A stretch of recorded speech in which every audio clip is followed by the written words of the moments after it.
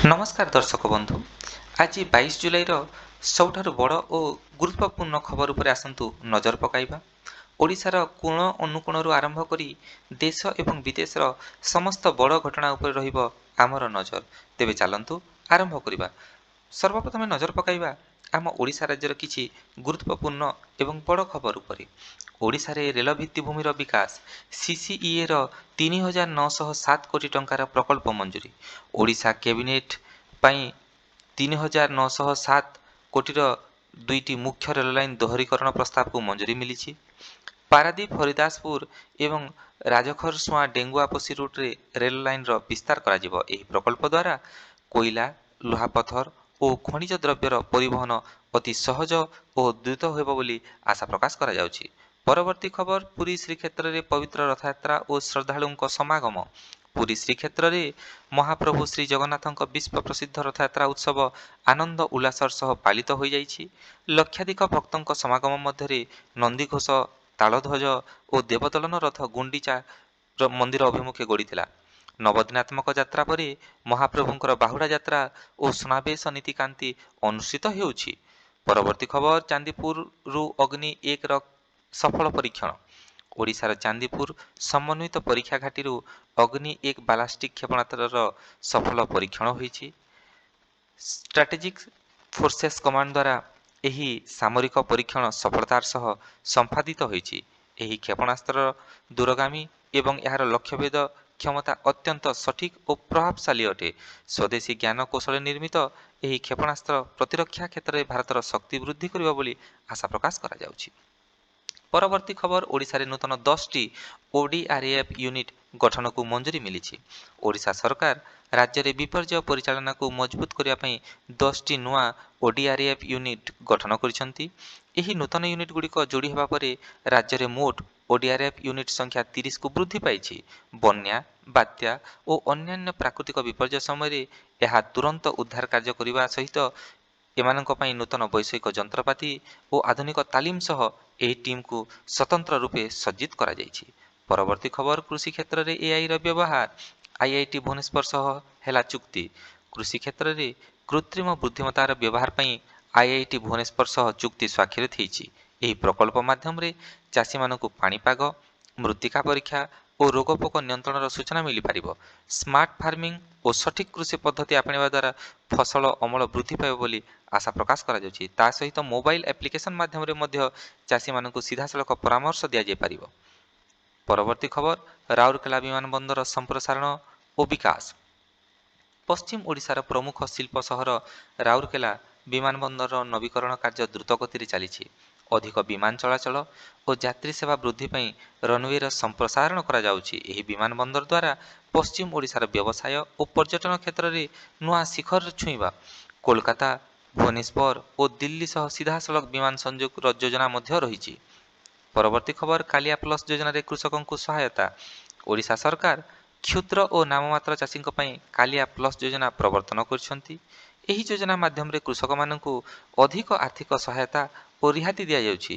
ସିଧାସଳଖ ବ୍ୟାଙ୍କ ଆକାଉଣ୍ଟକୁ ଟଙ୍କା ମଧ୍ୟ ହସ୍ତାନ୍ତର କରାଯାଉଛି। ବିହନ, ସାର ଓ କୃଷି ଯନ୍ତ୍ରପାତି କ୍ରୟ ପାଇଁ ଚାଷୀମାନେ ଏହି ସହାୟତା ପାଉଛନ୍ତି। ପରବର୍ତ୍ତୀ ଖବର, ସୌରଶକ୍ତି ଉତ୍ପାଦନରେ ଓଡ଼ିଶାର ନୂତନ ରେକର୍ଡ। ଓଡ଼ିଶା ଅକ୍ଷୟ ଶକ୍ତି କ୍ଷେତ୍ରରେ ଉଲ୍ଲେଖନୀୟ ସଫଳତା ହାସଲ କରି ସୌର ଉତ୍ପାଦନରେ ରେକର୍ଡ ସୃଷ୍ଟି କରିଛି। ରାଜ୍ୟର ବିଭିନ୍ନ ସୋଲାର ପାର୍କରୁ ଗ୍ରିଡ୍କୁ ସଫଳତାର ସହ ବିଦ୍ୟୁତ୍ ସଂଯୋଗ କରାଯାଉଛି। ସବୁଜ ଶକ୍ତିର ବ୍ୟବହାର ବୃଦ୍ଧି କରି କାର୍ବନ ନିର୍ଗମନ କମାଇବାକୁ ଏହାର ମୁଖ୍ୟ ଲକ୍ଷ୍ୟ ରହିଛି। ପରବର୍ତ୍ତୀ ଖବର, ଭିତରକନିକାରେ କୁମ୍ଭୀର ସଂଖ୍ୟାରେ ଉଲ୍ଲେଖନୀୟ ବୃଦ୍ଧି। ଭିତରକନିକା ଜାତୀୟ ଉଦ୍ୟାନରେ ବାର୍ଷିକ କୁମ୍ଭୀର ଗଣନା ପ୍ରତିବେଦନ ପ୍ରକାଶ ପାଇଛି। ନଦୀ ଓ ନାଲଗୁଡ଼ିକରେ ବୌଦ୍ଧିକ ଭାବେ ଲବଣାକ୍ତ ପାଣି କୁମ୍ଭୀର ସଂଖ୍ୟାରେ ବୃଦ୍ଧି ରେକର୍ଡ କରାଯାଇଛି। ବନ ବିଭାଗର ସୁରକ୍ଷା ପଦକ୍ଷେପ ଓ ନିଷିଦ୍ଧାଞ୍ଚଳ କଟକଣା ଯୋଗୁଁ ଏହାର ବଂଶବୃଦ୍ଧିରେ ସହାୟକ ହେଉଛି। ଭିତରକନିକାକୁ ୟୁନେସ୍କୋ ଐତିହ୍ୟ ତାଲିକାରେ ମଧ୍ୟ ସାମିଲ ପାଇଁ ପ୍ରୟାସ ଜାରି ରହିଛି। ପରବର୍ତ୍ତୀ ଖବର, ଓଡ଼ିଶା ବିଦ୍ୟାଳୟରେ ଶିକ୍ଷକ ନିଯୁକ୍ତି ପ୍ରକ୍ରିୟା କଡ଼ାକଡ଼ି। ଓଡ଼ିଶାର ସରକାରୀ ବିଦ୍ୟାଳୟଗୁଡ଼ିକରେ ହଜାର ହଜାର ନୂତନ ଶିକ୍ଷକ ନିଯୁକ୍ତି ଦିଆଯାଉଛି। ସ୍ୱଚ୍ଛତା ଓ ମେଧା ଆଧାରରେ ନିଯୁକ୍ତି ପରୀକ୍ଷା ପରିଚାଳନା ପାଇଁ ନିର୍ଦ୍ଦେଶ ଦିଆଯିବା ସହିତ ହାଇକୋର୍ଟଙ୍କ ନିର୍ଦ୍ଦେଶ କ୍ରମେ ନିଯୁକ୍ତି ପ୍ରକ୍ରିୟାରେ ସମ୍ପୂର୍ଣ୍ଣ ସ୍ୱଚ୍ଛତାକୁ ବଜାୟ ରଖାଯାଉଛି। ଗ୍ରାମାଞ୍ଚଳ ବିଦ୍ୟାଳୟଗୁଡ଼ିକରେ ଗୁଣାତ୍ମକ ଶିକ୍ଷାଦାନ ଉପରେ ବିଶେଷ ଗୁରୁତ୍ୱ ଦିଆଯାଉଛି। ପରବର୍ତ୍ତୀ ଖବର ସ୍ମାର୍ଟ ସିଟି ଭୁବନେଶ୍ୱରରେ ଏଆଇ ଟ୍ରାଫିକ ସିଷ୍ଟମ କାର୍ଯ୍ୟକ୍ଷମ। ରାଜଧାନୀ ଭୁବନେଶ୍ୱରରେ ଟ୍ରାଫିକ ନିୟନ୍ତ୍ରଣ ପାଇଁ ଏଆଇ ଆଧାରିତ କ୍ୟାମେରା ବ୍ୟବସ୍ଥା ଲାଗୁ କରାଯାଇଛି। ନିୟମ ଉଲ୍ଲଂଘନ କରୁଥିବା ଗାଡ଼ି ଚାଳକଙ୍କୁ ସ୍ୱୟଂଚାଳିତ ଲାଲ ଇ ଚାଲାଣ ସଙ୍ଗେ ସଙ୍ଗେ ପଠାଯାଉଛି।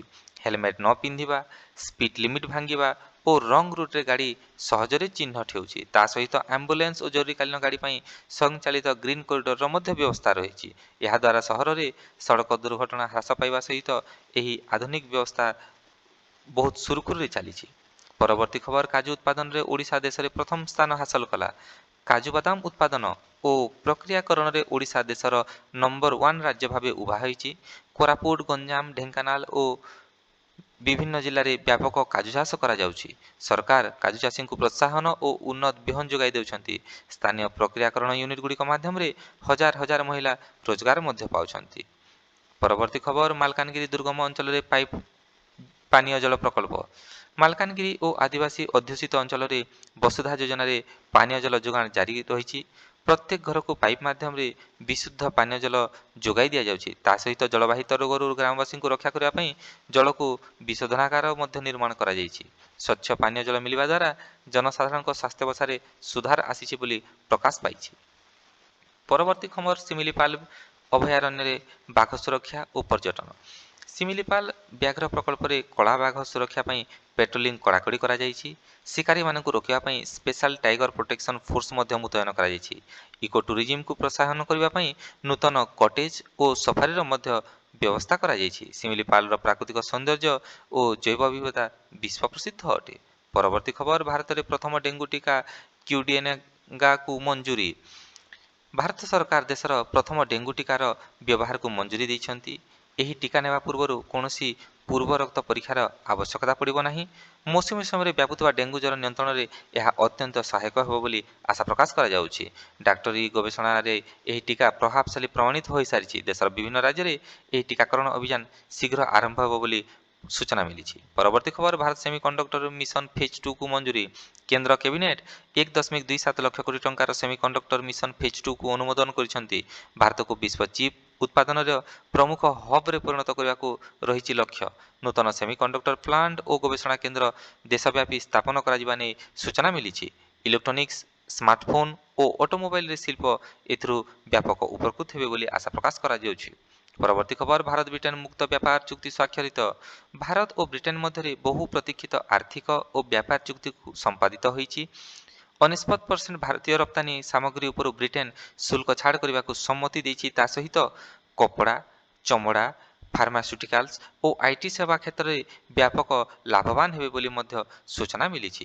ଦୁଇ ଦେଶ ମଧ୍ୟରେ ଦ୍ୱିପାକ୍ଷିକ ବାଣିଜ୍ୟ ବହୁଗୁଣିତ ହେବାର ଆଶା ପ୍ରକାଶ କରାଯାଉଛି। ପରବର୍ତ୍ତୀ ଖବର ବିଶ୍ୱବ୍ୟାପୀ ୟୁପିଆଇର ପଦଚିହ୍ନ 12ଟି ଦେଶରେ କାର୍ଯ୍ୟକ୍ଷମ। ଭାରତର ଡିଜିଟାଲ ପେମେଣ୍ଟ ସିଷ୍ଟମ ୟୁପିଆଇ ଆଜି ବିଶ୍ୱବ୍ୟାପୀ ସଫଳତା ହାସଲ କରିଛି। ବିଶ୍ୱର 12ଟି ପ୍ରମୁଖ ଦେଶରେ ୟୁପିଆଇ ମାଧ୍ୟମରେ କାରବାର ସୁବିଧା ଉପଲବ୍ଧ ହେଉଛି। ସିଙ୍ଗାପୁର, ଫ୍ରାନ୍ସ, ୟୁଏଇ ଓ ନେପାଳ ଭଳି ଦେଶରେ ଭାରତୀୟମାନେ ୟୁପିଆଇର ବ୍ୟବହାର କରିପାରୁଛନ୍ତି। ତା ସହିତ ପର୍ଯ୍ୟଟକ, ଛାତ୍ରଛାତ୍ରୀ ଓ ପ୍ରବାସୀ ଭାରତୀୟମାନେ ଏଥିରୁ ବ୍ୟାପକ ସୁବିଧା ମଧ୍ୟ ପାଉଛନ୍ତି। ପରବର୍ତ୍ତୀ ଖବର ଜାମ୍ମୁ କାଶ୍ମୀରରେ ପ୍ରବଳ ବର୍ଷା ଓ ବନ୍ୟା ପରିସ୍ଥିତି। ଜାମ୍ମୁ କାଶ୍ମୀରରେ ବିଭିନ୍ନ ଅଞ୍ଚଳରେ ପ୍ରବଳ ବର୍ଷା ଯୋଗୁଁ ଆକସ୍ମିକ ବନ୍ୟା ପରିସ୍ଥିତି ସୃଷ୍ଟି ହେଉଛି।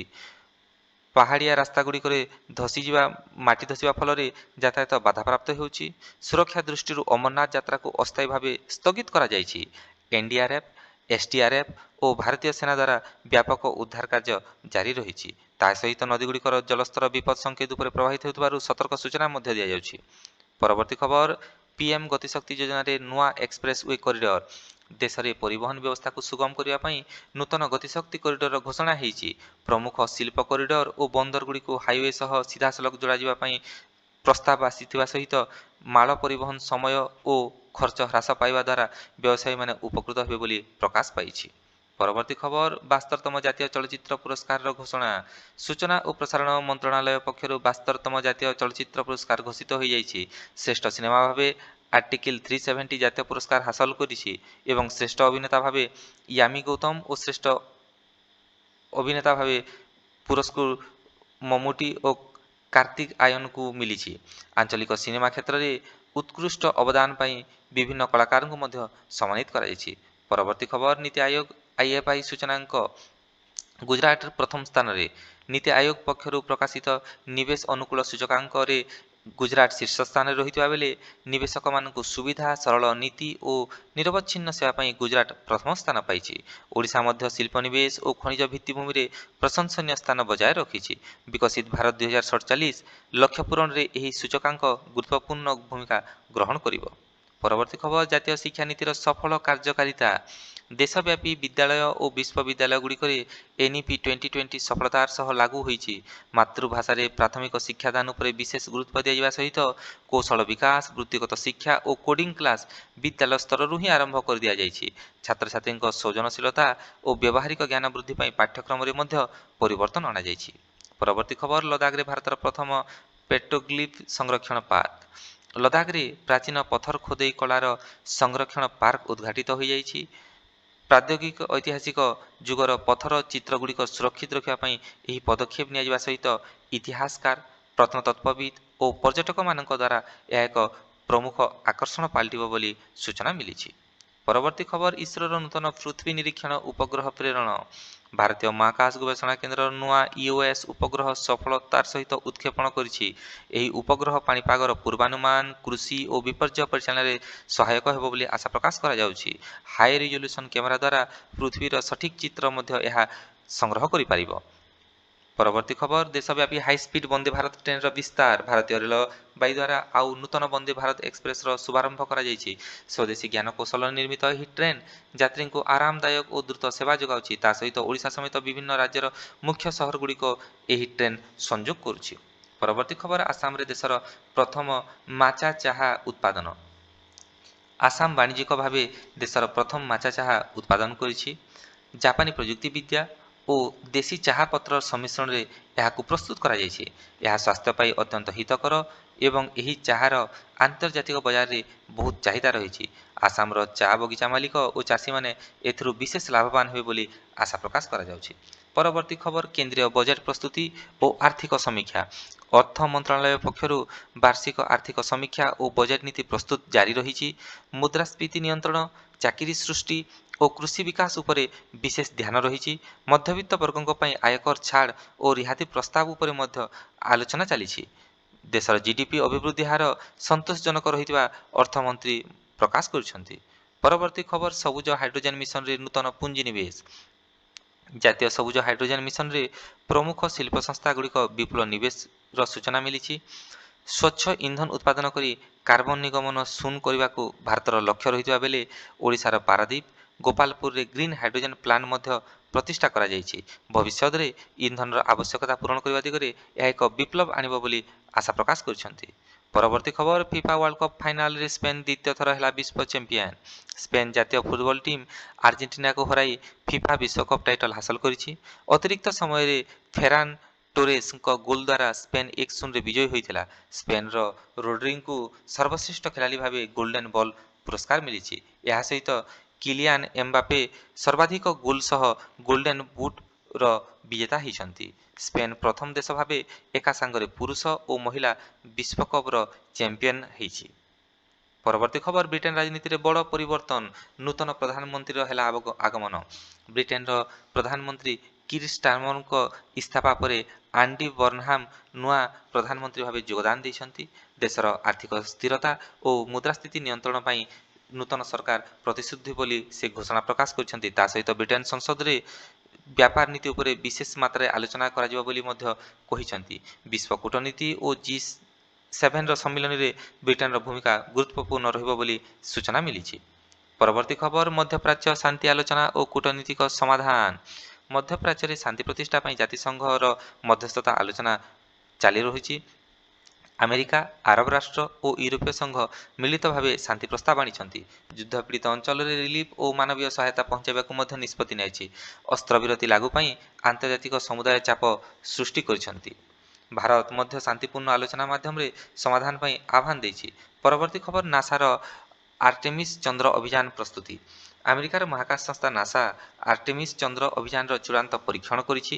ମହାକାଶଚାରୀମାନଙ୍କୁ ଚନ୍ଦ୍ରପୃଷ୍ଠକୁ ପଠାଇବା ପାଇଁ SLS ରକେଟ୍ ପ୍ରସ୍ତୁତ କରିଛି। ଏହି ମିଶନରେ ପ୍ରଥମ ଥର ପାଇଁ ମହିଳା ମହାକାଶଚାରୀଙ୍କୁ ଚନ୍ଦ୍ରକୁ ଯିବେ। ଚନ୍ଦ୍ରପୃଷ୍ଠରେ ସ୍ଥାୟୀ ମାନବ ଆଡ୍ଡା ସ୍ଥାପନ କରିବା ଏହି ମିଶନର ହେଉଛି ମୁଖ୍ୟ ଲକ୍ଷ୍ୟ। ଭାରତର ଚନ୍ଦ୍ରୟାନ 3 ସଂଗ୍ରହ କରିଥିବା ତଥ୍ୟକୁ ନାସା ବ୍ୟବହାର କରୁଛି। ପରବର୍ତ୍ତୀ ଖବର କ୍ରିକେଟ। ଆଇସିସିର ନୂତନ ନିୟମ ଓ ବିଶ୍ୱକପ୍ ଫର୍ମାଟ୍। ଆନ୍ତର୍ଜାତିକ କ୍ରିକେଟ କାଉନସିଲ୍ ଆଇସିସି ଫର୍ମାଟ୍ରେ ନୂଆ ନିୟମ ବୋଲି ଲାଗୁ କରାଯାଇଛି। 2028 ଲସ୍ ଏଞ୍ଜେଲସରେ ଅଲିମ୍ପିକ୍ ପାଇଁ କ୍ରିକେଟ ଯୋଗ୍ୟତା ପର୍ଯ୍ୟାୟର ଘୋଷଣା କରାଯାଇଛି। ଓଡିଆଇ ଓ ଟି20 ବିଶ୍ୱକପରେ ଦଳ ସଂଖ୍ୟା ବୃଦ୍ଧି କରିବାକୁ ଆଇସିସି ନିଷ୍ପତ୍ତି ନେଇଛି। ଖେଳାଳିଙ୍କ ସ୍ୱାସ୍ଥ୍ୟ ଓ ସ୍ଲୋ ଓଭର ରେଟିଂ ପାଇଁ କଠୋର ପେନାଲ୍ଟିର ମଧ୍ୟ ନିୟମ ରହିଛି। ଭାରତୀୟ କ୍ରିକେଟ ଦଳର ପ୍ରଦର୍ଶନ ର୍ୟାଙ୍କିଙ୍ଗରେ ଶୀର୍ଷ ସ୍ଥାନ ବଜାୟ ରଖିଛି। ପରବର୍ତ୍ତୀ ଖବର ନିରଜ ଚୋପ୍ରାଙ୍କ ନୂତନ ଜାତୀୟ ରେକର୍ଡ ଓ ସ୍ୱର୍ଣ୍ଣ ପଦକ। ଭାରତର ସୁନାପୁଅ ନିରଜ ଚୋପ୍ରା ଜାଭେଲିନ୍ ଥ୍ରୋରେ ନୂଆ ରେକର୍ଡ ସୃଷ୍ଟି କରିଛନ୍ତି। ଆନ୍ତର୍ଜାତୀୟ ଏଥଲେଟିକ୍ସ ମିଟ୍ରେ 90 ମିଟରରୁ ଉର୍ଦ୍ଧ୍ୱ ଥ୍ରୋ କରି ସେ ସ୍ୱର୍ଣ୍ଣ ପଦକ ହାସଲ କରିବା ସହିତ ସାରା ଦେଶ ତାଙ୍କ ପାଇଁ ଗର୍ବିତ ଓ ଉତ୍ସବ ମୁଖର ହୋଇପଡ଼ିଛି। ଏହା ସହିତ ଆଜିର ବୁଲେଟିନ୍ ଏଇଠି ସମାପ୍ତ କରୁଛୁ। ଧନ୍ୟବାଦ।